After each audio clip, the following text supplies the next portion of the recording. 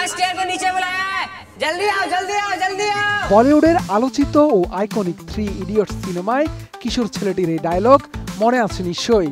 সিনেমায় সাড়া জাগানো চরিত্রে মিলিমিটারের আসল নাম রাহুল কুমার। তার বয়স এখন 30 বছর।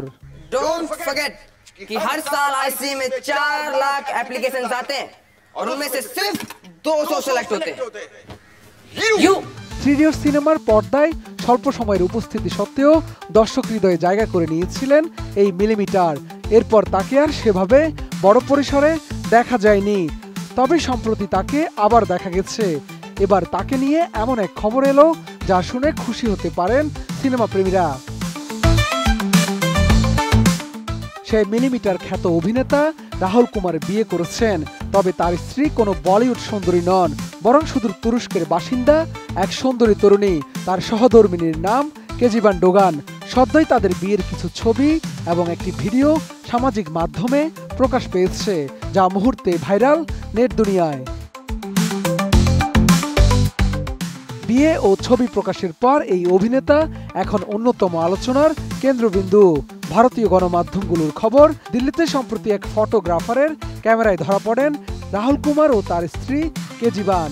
এরপরই তাদের পরিচয় এবং প্রেম প্রকাশ্যে আসে।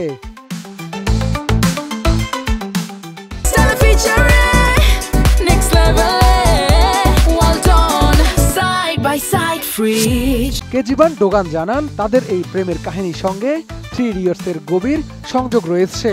বলেন তিনি যখন এই সিনেমাটি দেখেছিলেন তখন রাহুলকে মেসেজ দিয়েছিলেন।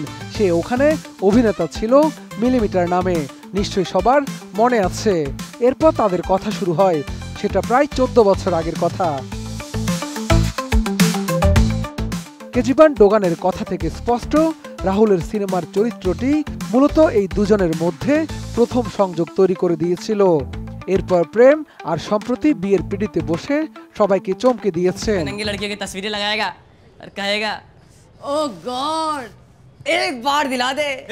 জানা গেছে রাহুল কুমার ও কেজিবান ডোগান গত 4 মে বিবাহ বন্ধনে আবদ্ধ হন। সম্প্রতি তাদের বিয়ের এই ছবি ভাইরাল হলে নজরে আসে নেটিজেনদের।